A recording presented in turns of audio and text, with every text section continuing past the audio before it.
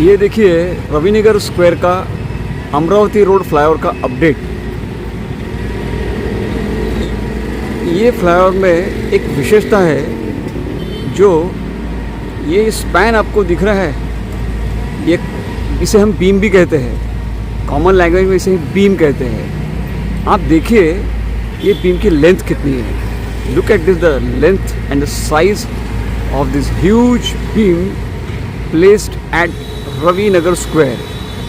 ये जो बीम्स है ये रविनगर स्क्वायर और लॉ कॉलेज स्क्वायर में यूज़ किए गए हैं और इसकी विशेषता आपको मैं अब बताने वाला हूँ।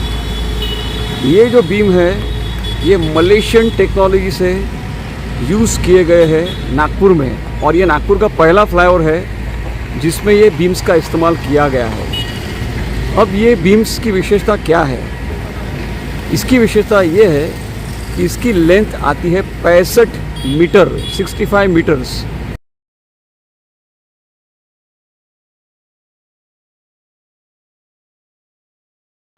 ये देखिए ये बीम का वज़न इतना ज़्यादा रहता है कि इसके लिए 2 बीम्स की आवश्यकता रहती है, 2 कॉलम,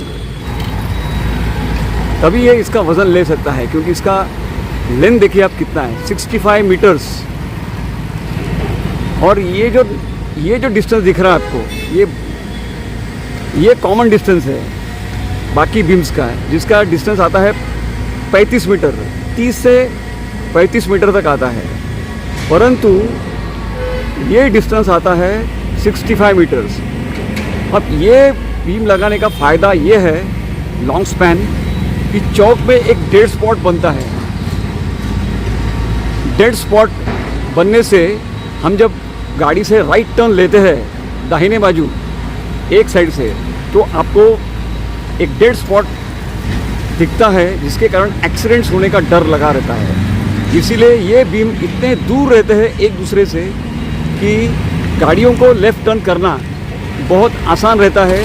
ये सेफ्टी के दृष्टि से ये लॉन्ग स्पैन बीम बहुत आवश्यक है, और इसकी संकल्पना की थी गडकरी जी ने कहा था कि ये स्पैन नागपुर में होने चाहिए, और ये नागपुर का पहला फ्लाईओवर है, आरटीओ का फ्लाईओवर अमरावती रोड का, जिसमें ये इस्तेमाल किया गया है। ये बीम का दूसरा फ़ायदा ये है कि 2 लंबा बीम होने के कारण कॉलम्स भी कम लगते हैं इसे। जितने कॉलम्स कम लगेंगे उतनी लागत कम लगती है एक फ्लाईओवर की या मेट्रो की। यदि 100 कॉलम्स लगते होंगे फ्लाईओवर के लिए, तो ये लॉन्ग स्पैन के बीम से आपको लगेंगे, समझ लीजिए 80, मतलब 20 कॉलम्स का सेविंग हो जाता है, तो उतना पैसा भी बच जाता है, जो कि कुछ करोड़ों में जाता है। इसीलिए मलेशिया में ये टेक्निक यूज़ की जाती है, अब उसका इस्तेमाल नागपुर में भी किया गया है।